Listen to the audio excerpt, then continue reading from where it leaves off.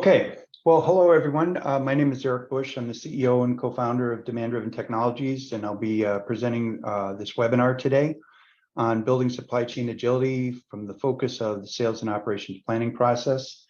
As you all should know, we've been running kind of an agility and resilience webinar series over the past several weeks. This is I believe the fourth session in the series. We've got one more coming up in a couple weeks from now. And really, it's been intended to focus on how do we create more agility? How do we deal with some of the lessons learned from the pandemic and the COVID period and the like, and give us more flexibility and adaptability in our supply chain? And this session is kind of part two of the sales and operations planning dimension of supply chain planning that we'll be focusing on. Just from the standpoint of housekeeping, the webinar is being recorded. We have all of the audience in a listen-only mode for purposes of better audio quality for everyone. But we are interested in your questions. So as we go through the presentation, if there's things that you have questions about, please use the question feature on the Zoom control panel to ask those, and we'll cover those off at the end of the session. We are going to make available the recording of the webinar, as well as the presentation materials from today's session available to you so that you've got them for your reference. You can share those with other colleagues and the like, and hopefully make good use of them as you move forward with your own supply chain priorities. So let's go. We're going to spend a few minutes just kind of going back over what we covered in the first session around some of the market realities, what's going on within the supply chain space. We introduced this concept called demand-driven sales and operations planning in the prior session. I'm just going to kind of set the context about what does that really mean. And then we'll get into some of the how-tos, two concepts that are very foundational to demand-driven sales and operations planning is using effective techniques around variance analysis from a standpoint of how have we been performing. The more we understand that, the more we can see issues that we may have been experiencing, the more we can learn and configure more flexibility and agility into the way we operate. So, learning the lessons of the past is, if you will, the variance analysis. And I'll show you some illustrations within the software, the IntuiFlow software, to help bring some of that to light, especially in the Power BI arena, where we've got some great tools and insights that allow you to get good visibility to that and can learn from that. Things that you will want to do to configure your model in a better way. And model configuration from a DDS&OP standpoint is really at the core of it all. If we build the way we operate, our operating model, if you will, to have more agility and resilience, then we can become more demand driven. We can pace our supply planning, our production scheduling and the like to a greater and greater degree to what actual demand is in the market. And ideally, if we could respond to any order that came in on a given day, we would have kind of the ultimate agility and flexibility in the market that we're serving. So any movements we can make in that direction are going to be valuable for us. And this variance analysis and model configuration are kind of the two sides of that coin of how do we actually get that done. If we have confidence that we can take the right kind of corrective actions, then I think we can have confidence that we will become more agile, more resilient over time. So we'll summarize at the end, and obviously we'll take any questions and answers. And not to belabor this point, I use this chart a lot, but it's been a tough go. Supply chain has been a difficult area, but when you think about it, the fact that manufacturers in the US, and this is based on data from the US Federal Reserve, are turning inventory over at the same rate they were 25 years ago, in spite of spending a lot of money on better software during that horizon. I was up at an investor conference over the past couple of days, and we're sharing this story with them, and it's kind of a bit of an eye opener when you realize that, yeah, not like SAP's only job was to make my inventory turn faster, but given all that investment, we should expect to see better results, and we're not. And part of that is because some things have changed. The markets have become more competitive. There's a bit higher dependence on offshoring and things like that. But by and large, everyone feels like, yeah, we didn't really get the kind of benefits that we were expecting for. And our goal at DD Tech is to kind of change that trajectory for you. Not only that, but we've obviously learned a lot about these VUCA conditions, volatile, uncertain, complex, and ambiguous. We know this is all over the place. It comes from our bad forecasts. It comes from labor dynamics and staffing dynamics that we're having in our plants and in our planning communities. Feels like we're always in a firefighting mode. We've got too many SKUs. We keep growing our stock list or item list while at the same time trying to reduce our planning staff headcount. Makes that even more and more challenging. People are trying to find workarounds and deal with all of that volatility that's out in the market. So we should try to get to a better place. And the real answer in all that seems to be quite the hot story in the market now is how can we become more agile and more resilient? So we went back, looked at the definitions of those two terms. If I'm agile, I can just readily and quickly move and adjust to whatever comes my way. I've got that quick and easy grace to us. And that flexibility. And resilience means that if we do have a shock in our system, a strike at the Long Beach port or something like that, that we have the ability to withstand and recover from those conditions. And I think that the most important part of all of this is that even in the name of what we do, supply chain planning, we have to embrace the idea that it is a fact that we will have an uncertain future. And the more comfortable we become with embracing the certainty of an uncertain future, the more able we will be to deal with whatever variations come our way. So we have to change our mindset from this one of, hey, I can preordain what we're going to sell, how we're going to supply it, and all these things, we're going to line everything up, to instead saying, boy, what are the horror stories or issues that were going to impact us or potentially could impact us? And how do we give ourselves more ability through agile responsiveness, resilient ways of working to be able to deal with those uncertainties in a better way? So embrace the certainty of an uncertain future, and a lot of things are going to get better from that. But it's a matter of now, how do you do that? That's one thing to say it, it's another thing to go do it. Last time, in our last episode, we talked about the whole idea of conventional S&OP, which is we're going to build a consensus demand plan. We're going to all agree what that demand is going to be, and then we'll build a consensus supply plan, and then we'll take it to executives for approval. And in the long and short of it is we're going to find out that all that effort we went into oftentimes goes to waste because things happen differently in the market than what we were expecting, and we're left flat-footed and unable to respond quickly. So Demand Driven S&OP says, hey, we got to embrace that uncertainty. So how are we going to change the way we operate to be better and more agile and more resilient? So we go from trying to get to this consensus demand plan and consensus supply plan to instead looking at different scenarios and testing how flexible our operating model is, right? Build agility into our business, and then we will be in a better place. It's asking different questions fundamentally than what traditional S&OP was built around. If we have a range of assumptions, we can then test that agility. We can strive wherever possible to pace to the actual demand in the market, because by definition, if I can respond to whatever orders come in today, I am truly agile, and that's the end game that we should be working towards. Instead of having all the tightly coupled dependencies within a conventional planning environment, if we can learn to utilize decoupling points, we actually create breakwaters or break walls out in the ocean to dampen the waves of variation that impact our supply chain, our operations, and other factors like that. And if we can move to more of a, instead of celestial alignment, as I call it, on the traditional S&OP, where we got to get all the stars and planets aligned, if we can go instead to a exception management thought, then we can make this process lighter weight, but actually get more value from it, because we're going to focus on those things that are really going to be relevant and make sure we take corrective action. So this chart is really there to just be a reminder that we're trying to shift our thinking into something that's actually more agile and more flexible in the way it's conceived. And if we can move in this direction, we will gain leverage out in our supply chain environment. The Demand Driven Institute published something called the Demand Driven Adaptive Enterprise Model. And we think this is a great framework to be thinking about this topic for today.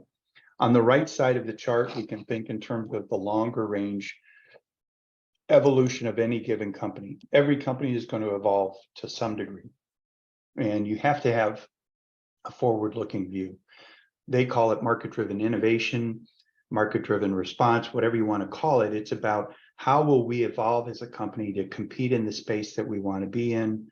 Are there longer range decisions that we need to be making? We clearly need to estimate and forecast what those possibilities might be.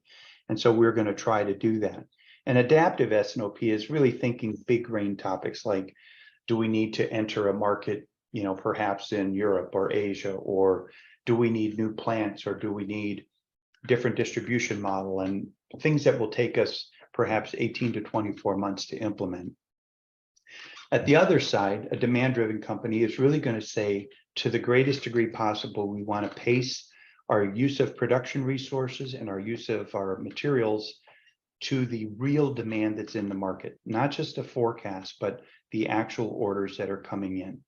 If I can take orders in and ship the same day or within 24 hours, I've gained an advantage of having the actual real demand be the primary driving signal that my business is responding to. And if we're using our production resources and materials in a proper way, then we're going to get to a better result. And that's going to involve concepts like time and capacity buffers and stock buffers as part of what's called the demand-driven operating model. How do we use our production resources? How do we plan our materials? The link between these two ends of the spectrum is a concept called demand-driven S&OP, where we're going to take these longer range forecasts of where we're going, projections of what we need to do, and tie it into the tactical and execution phase of how we operate today. So as an example, there may be promotional campaigns coming our way. There may be seasonal events. There may be a new sales channel that's coming online that's going to boost our revenues and our sales volumes substantially that we need to plan for and ensure that we've got the ability to support as we execute going through that time horizon. And so today's topic is really about how do we take this demand-driven S&OP concept and build that agility and resilience into our actual operating model so that we're in this more agile and responsive kind of a position. The way that DDI teach this is they talk a lot about the relevant range, meaning if you're focused on tuning your model, don't do it based on estimates at 78 weeks out into the future, because more likely than not, that's well beyond your lead time, your tactical horizon. Yes, those things will eventually become part of the frame that you need to worry about, but you're not going to tune your operating model to that just today. You want to stay within a relevant range where it's useful and valuable from the standpoint of what they're calling a tactical future. Adaptive S&OP is that longer range horizon. That's really not the topic for today's discussion. We're going to concentrate on how can we work in this frame to build more and more resilience and agility into our operating model. There are lessons to be learned from the past. How did we perform over the previous quarter? Where were there opportunities for improvement, either in inventory utilization, stock out performance, the way we utilize production capacity, things like that. And then how do we take those and what we estimate our future to be to really further configure this operating model to bring it to light. If we're doing that in the proper range, then we will focus our energy and efforts on where we can get the most value from it. We're going to leave that other work for another day, because by and large, over time, that picture is going to change anyway. So let's not get too concerned about it right now. There's two major pieces of activity in this. Variance analysis is that bit of learning from the past. And we're going to go through some reports within the application and other views that help us understand how did our operating model perform.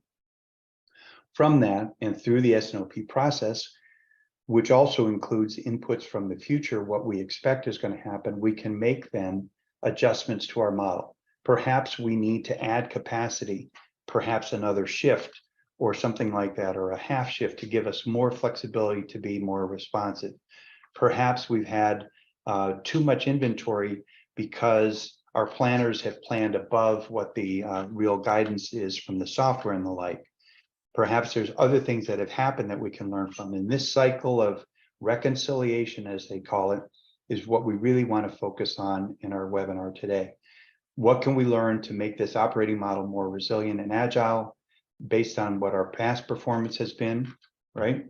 As well as what we think may happen in the future without going and arbitrarily fixing a plan to that future, which we know is going to have some variance in it as we go forward. Last session, we talked about where those opportunities might be, and that there's 3 buffer types that we think about within the demand-driven landscape. One is stock buffers, commitments to hold inventory of a given item or sets of items. And we can see it in terms of where we are and where they have performed within their buffer parameters. You'll see a range chart here shortly that'll show, hey, we should have stayed within these guardrails. If we do that well, then that's a good indication that our system is in control. If we vary from that, then obviously there's opportunities for improvement. It can be on the side of excess capacity or excess inventory. These items that are high in the buffer would represent opportunities to reduce working capital commitments, save some money, and get into more alignment to the actual market. Whereas items that are deeply penetrated or have had historically performance in that arena, maybe we want to build up those buffers, give us more elbow room to deal with the variation that they're experiencing. And by protecting that, then we protect our service levels. We have constant availability. We are doing, again, a corrective action to bring ourselves into better alignment. And if we can kind of hover in that target range, that's the ideal. We have buffers that are well set up. We can get to the point where we can trust them to deliver the right kind of recommendations from an order management standpoint, and maybe go to auto planning so that the users can focus on other things that need more human intervention. On the production side, we can learn from the past as well and from our relative position. Capacity buffers relate to resources that we want to have enough extra capacity in, so that if there are points of variation, a machine breakdown in the routing or labor issues where we've got short on staff and we've got to work around some of that, we want to be in a position to be able to catch up. If we have capacity, size with capacity buffers, that is, then if there is variation, we've got the ability to make up for lost time and to not let that issue that caused that shortfall transfer further down in the operation, down the routing steps and things like that. So capacity buffers are a good thing, even though finance thinks that you should keep every resource running all the time. If you do that, you are inevitably limiting your ability to absorb variation. And if we really want to become more agile and resilient, we have to get better at absorbing variation. Time buffers are there within the routing to help protect the schedules of the various resources. If we use judiciously those kind of time buffers, we can help make sure that our constraints are fully utilized. Time lost on the constraint is time lost to the entire system, so it's quite expensive when we have those resources go idle. And if we find that we are constantly too early in giving our materials arriving into the time buffer, then we're releasing too much material out onto the shop floor, and we can curtail that back, revisit our settings and our routings and our run rates and setup times, and really get that better dialed in. If we're on the right side of this and we're constantly late, then we either need to correct the run rates and setup times, or perhaps increase our buffer size to make sure that because of the volatility of those upstream processes, we've got the ability to react and adjust. We're working with a company in the electronics industry that has high yield issues and the like, and they have to be able to factor in that as they start this process, they're not going to always have 100% throughput in terms of what the planned production was and what the actual usable production was. So you have to think about these things in terms of how can we accommodate for those real life scenarios and give ourselves that greater ability and agility that we're looking for. Now, all of this is going to depend a lot on where you are on this horizon. Companies in the heavy make to stock arena are going to utilize more of the material planning oriented tactics to build their agility and resilience. Others that are on the left side of this graphic will have more of a make to order focus. It's about scheduling and execution optimization at that point, because there's very little in the way of common materials. And it's more about how well are we utilizing our production capacity in a wise way to get the kind of agility and resilience. So we're not trying to be one size fits all here. There's a range of different scenarios, and our goal is to help provide the tools that you can utilize then wherever you are on this map. And obviously a lot of companies are kind of all over this map, meaning they've got a lot of make to stock, they've got a lot of make to order, they've got, frankly, the challenge of prioritizing between those two worlds as well. And that can be quite difficult. So thinking about this then from a DDS&OP standpoint, how are we going to configure more agility into our operating model? Where are there the sources of variation and disruption in our environment, and how can we better combat those? My feeling has always been is that the better we can deal with variation, the better off we're going to be. It will be less firefighting, panic mode issues, and things like that. So the more we can dampen variation, or the more we can contain it, the better off we're going to be. What can we learn from our past performance, and where are there opportunities to use the different types of buffers, stock, time, and capacity buffers, to create that additional agility because we're managing variation in a better way. The range of potential conditions we might need to address is about maybe running a few different forecast scenarios and testing how agile our environment would be. Because by doing that ahead of time, we're going to be in a better position to respond if and when those situations come along. And that's what this is all about in my mind, is stress testing the model. We're not going to illustrate that stress testing today, but we'll show you a lot of these other facilities. We've got a number of clients using twin environments where their data is shadowed across, and they can utilize that as a way of doing those stress tests. It's not really going to fit into the range of what we wanted to cover on the webinar today, but if you're interested in that, we can help out with that. That digital twin environment, I think, can be quite useful, because you can leave your production environment running as you've configured it, while you can use your twin as your sandbox to go out and test a range of different scenarios. So, two major issues or areas of focus: variance analysis and then model configuration. We'll talk about variance analysis as the first point. Where are there necessary changes to our stock buffers? And I should say something here too, by the way. There's a new term out there, sales and operations execution, which is kind of how you operate. I think of that as kind of more in the paradigm of the demand-driven operating model. It's how we're operating today.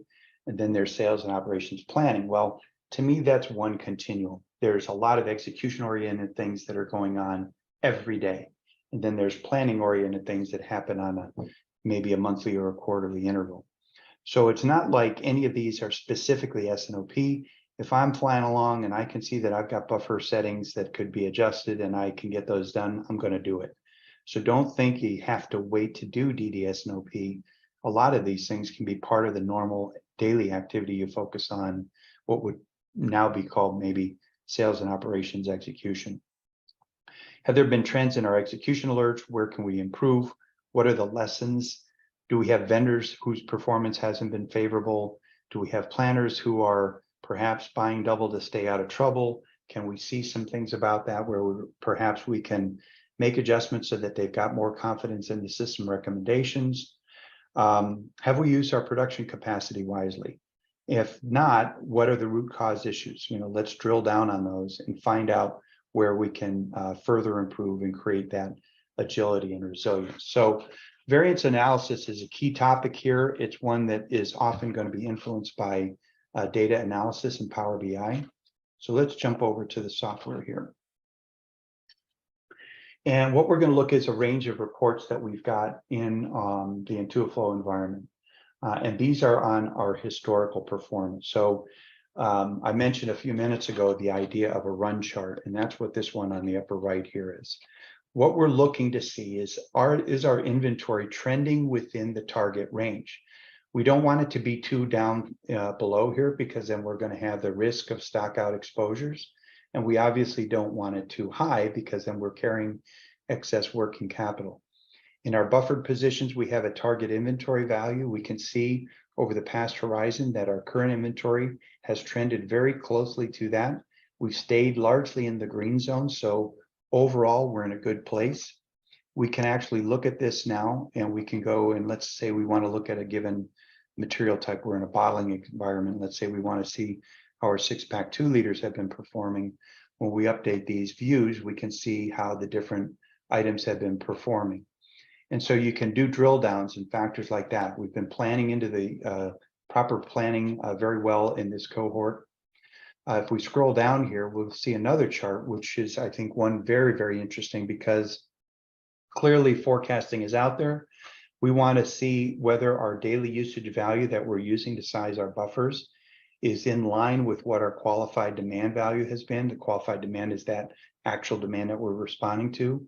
And you can see that in our case, there's been a good correlation. The purple line is the qualified demand. The black line is what the EDU value is. By and large, that demand on a weekly basis has been hovering right around what our expected daily usage value is. This is especially important if you've elected to use forecasted daily usage as your buffer setting. If you would see a wide variance here where your EDU value is higher than what your actual demand values were for a given period, that would give you an idea of how much forecast bias you've got. So again, we're looking for points of variation. At least in these cases, these items we've been performing quite well. We changed to other settings. Oh, sorry. We can kind of get a better sense of how these are all playing out. So that's kind of the buffer trend. Are we staying in range? This health check says we're doing pretty good. If we go to the past period analysis, we're going to take a little bit different view of it here now. What we're looking at here is a report that looks at where did we have exposures. In this case, we've got some SKUs that during their historical performance had days of shortage. And you can see here that first one, Diet Lemon, had 11 days of stock out. If we then select that item, our report will show that, hey, something happened here. We can see our buffer zones were declining. If this one was on an FDU, perhaps the forecast was too short, but actual demand came in and caused us to see a stock out exposure nearer the end of the time horizon that we're looking at. We were doing pretty well, but we found ourselves in a weakening position. So we'd want to go drill down and understand what were the root cause issues of that. We can see that we had net flow below top of yellow at times, so we weren't planning correctly. You can see that happening down here. Why weren't we ordering sooner? That would have helped alleviate the stock position. There might have been some other factors that were influencing this situation. But the goal here is to make sure that we're learning, again, from that past performance as ways of building more flexibility into our model. This would result, based on whatever we discover in this, in some perhaps model configuration changes for that we would look at.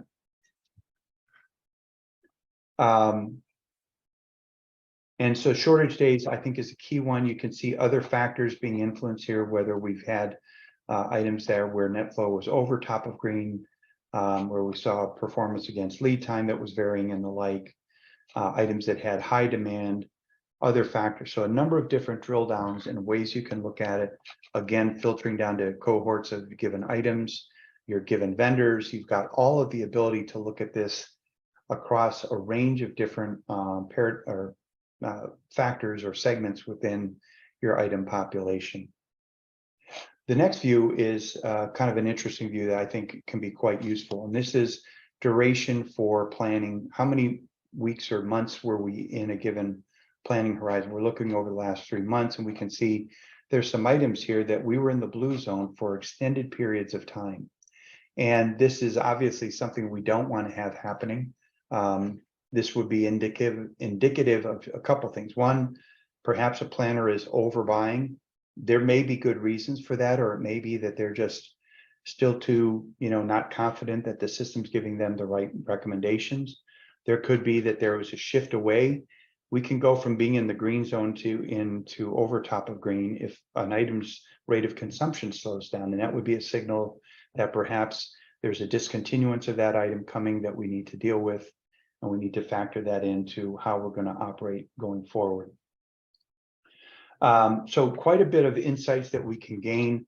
There's a demand history graphic here that we can utilize to understand, and I don't know why these are not displaying right now, but it would show you our actual demand pulses, and we can utilize those to get a better understanding of the way we've performed.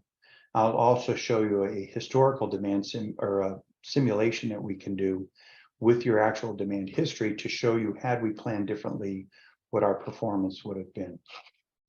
So with that, we'll go back to the presentation material. So variance analysis is about looking at how are we operating, what can we learn from those things that have happened in the past to improve and dial up the settings that we have in our operating model to become more effective. Again, we're not trying to align everything to a consensus demand plan, consensus supply plan. Instead, we're looking at where did we have errors and issues? How can we improve? Because we're going to use that then to flow into what's called model configuration.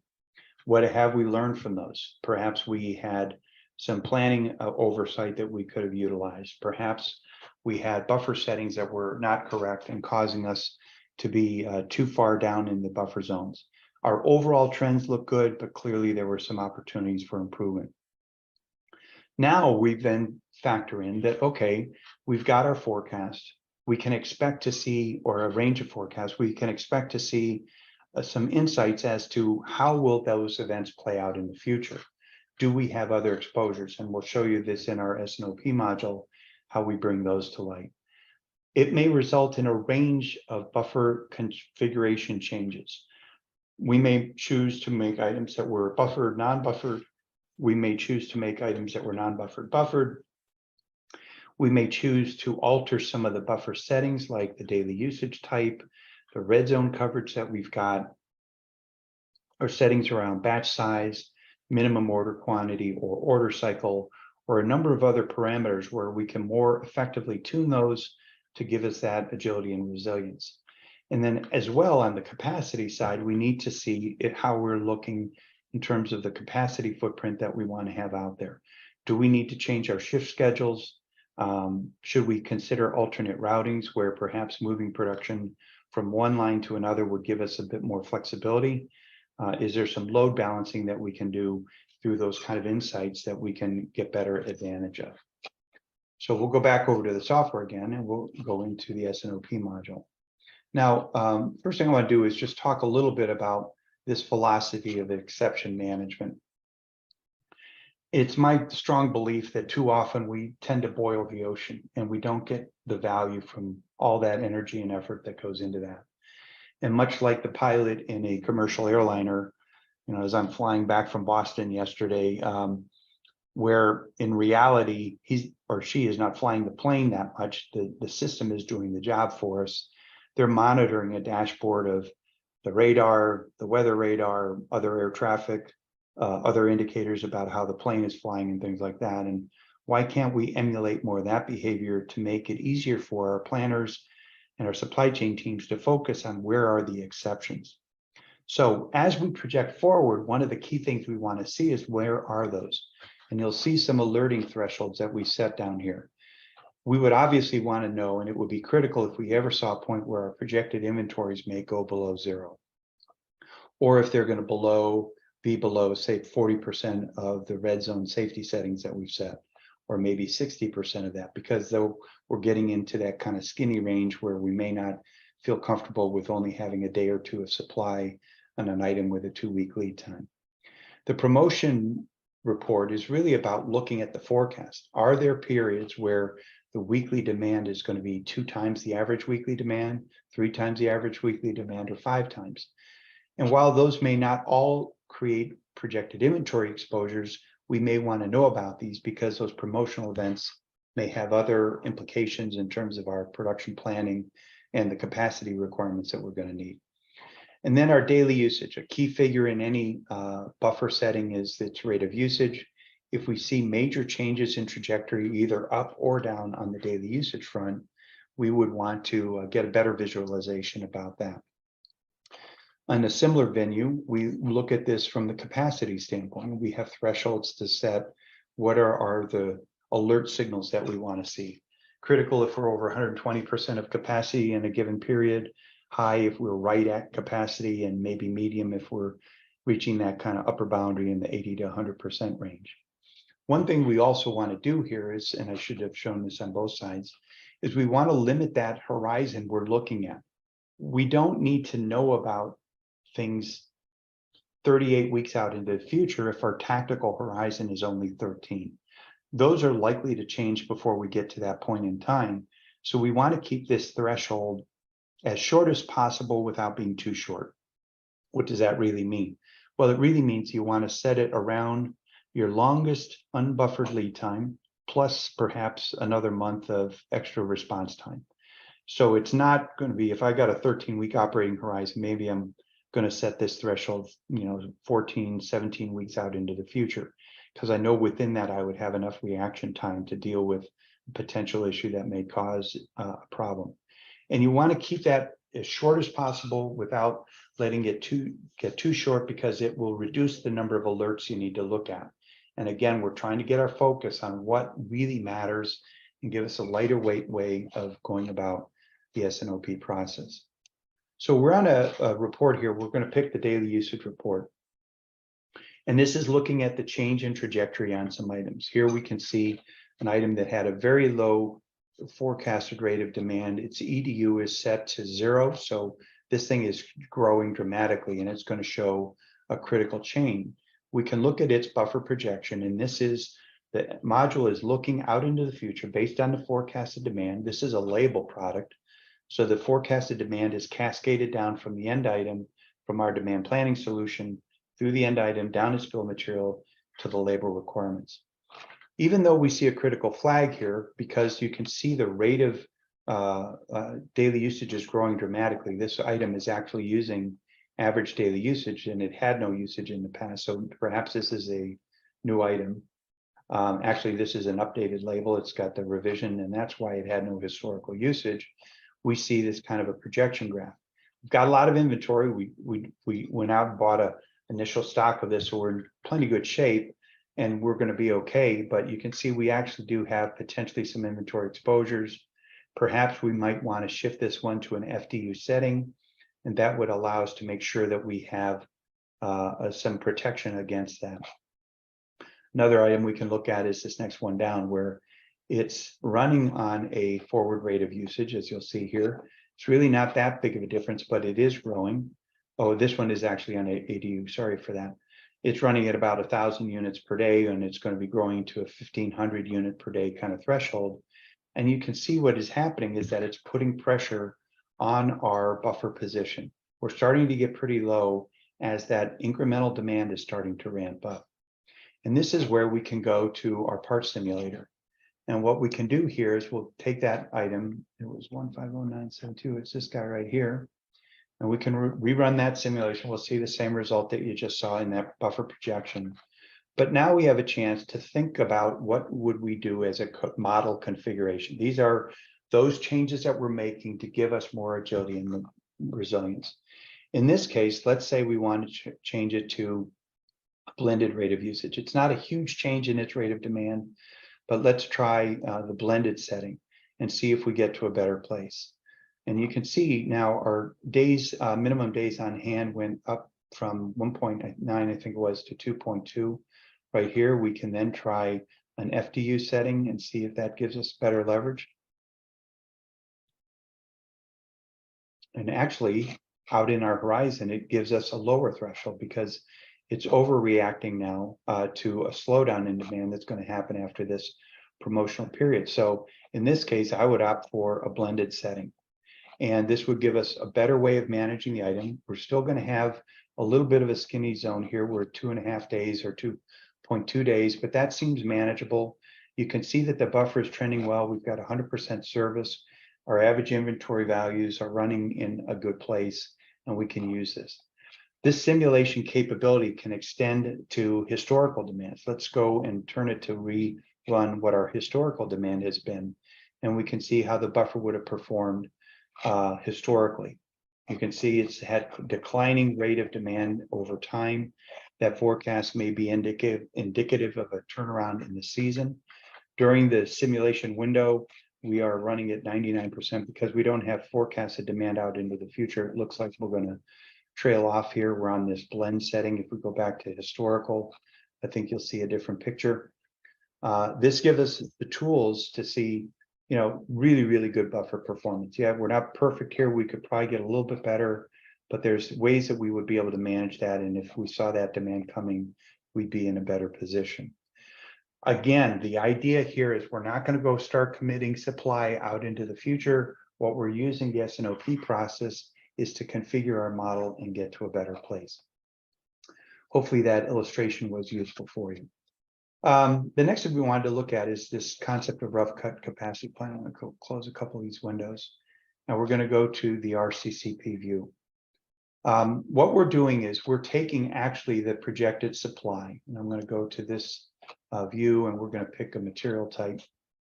We're going to look at the line 1 items, which are the 2-liter 6-packs. And we're going to see the production volumes for those items going forward.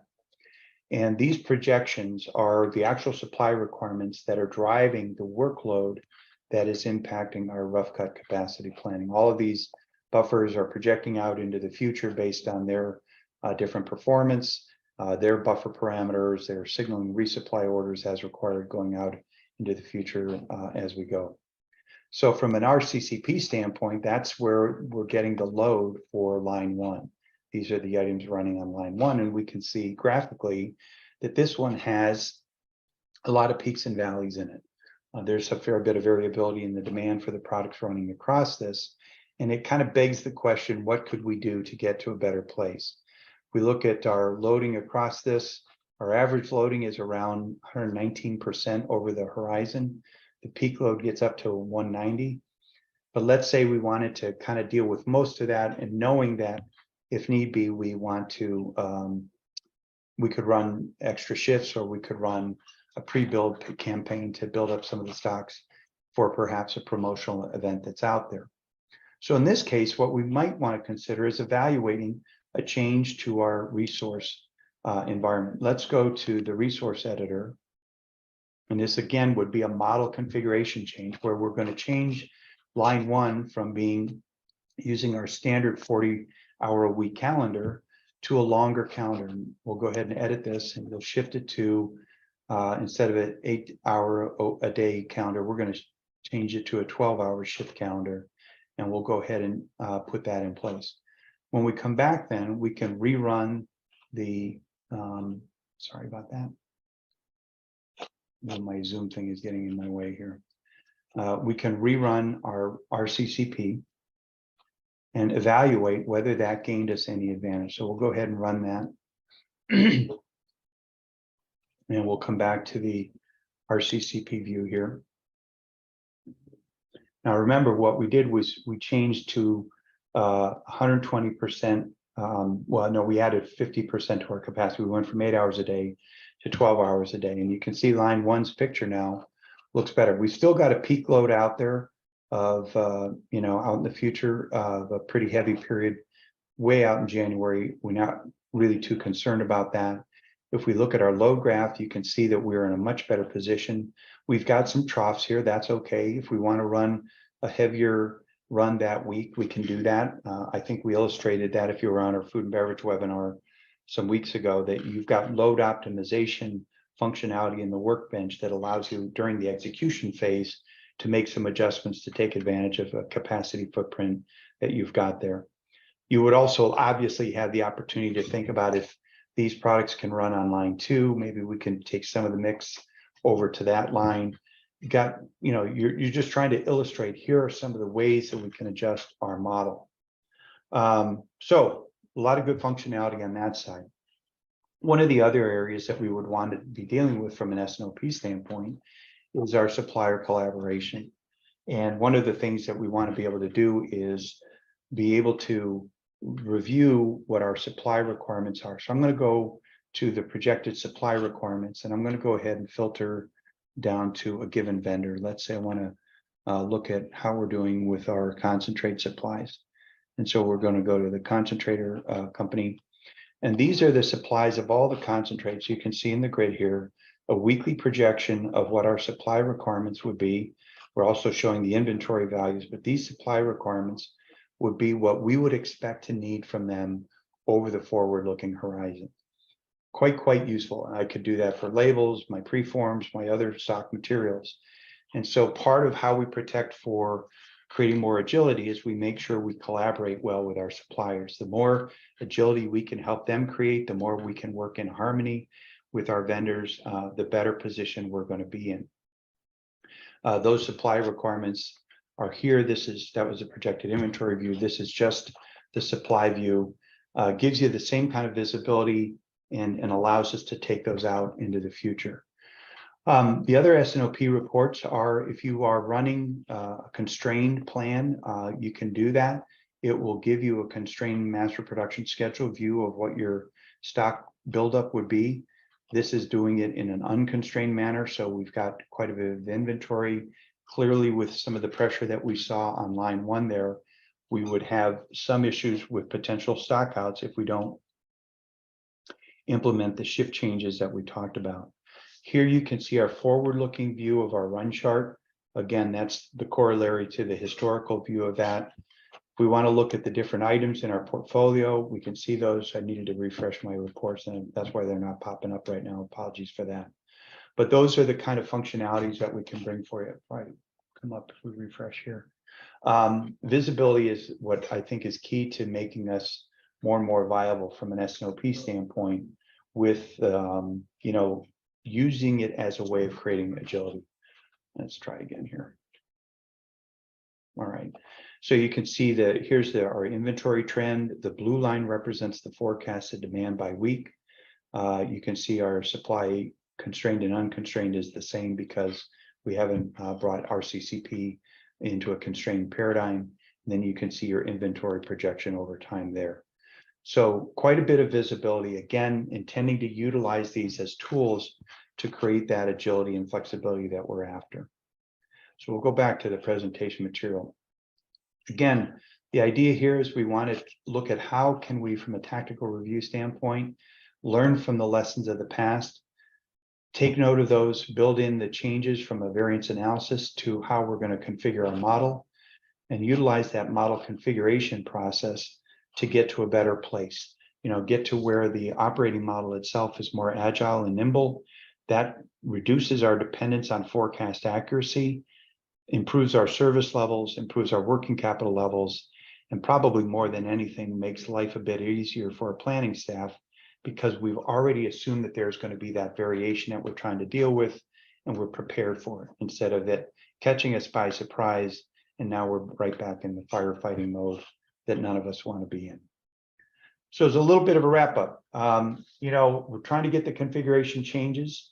We didn't spend time on the demand planning module. We're going to run a set of webinars around that in the coming weeks, so you'll have a chance to see that.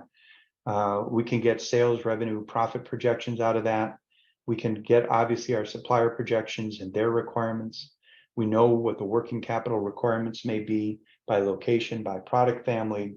We've got a great facility here to test our rough cut capacity plan and anticipate the kind of changes that we may need for peak season buildup, or for other events that we may need to work around, like line shutdowns and maintenance periods and whatnot. We can get a better understanding of our workforce requirements as well, and use that to have a more harmonious relationship with our staff as we look at planning their schedules going out into the future. And obviously, too, part of this agility agenda gives us a better understanding of where our risk is, what the exposures are, and how do we become more resilient going forward. DDS&OP prioritizes management focus, right, on building that agility. Let's not boil the ocean. Let's not do celestial alignment. Let's focus on the things that can really make a difference for us, and work on building that agility instead of trying to be aligned to a very, very uncertain future. Range estimates through the use of a digital twin environment where you can test different scenarios, give the ability to get a better understanding of what your operating model can really stand up to. That exception-oriented approach that I've been harping about really does reduce workload and effort, gives us the ability to focus on what's most critical. And I think prioritization in difficult times like we've been through is really what we care the most about. We are reducing our dependence on a flawed signal. We all know that our forecasts aren't going to be perfect. And if we can insulate ourselves from that variation, then we're going to be in a better position as well. Companies that have started down this path are feeling more confident about the way they're managing S&OP. There's still work to be done. I'm not diminishing that it doesn't take effort and focus, but I think you can see that it's a different way of thinking about how we can get to the right answer.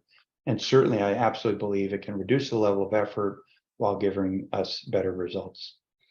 In terms of our agility series, we've got one more event on the horizon, and that is our production scheduling and execution.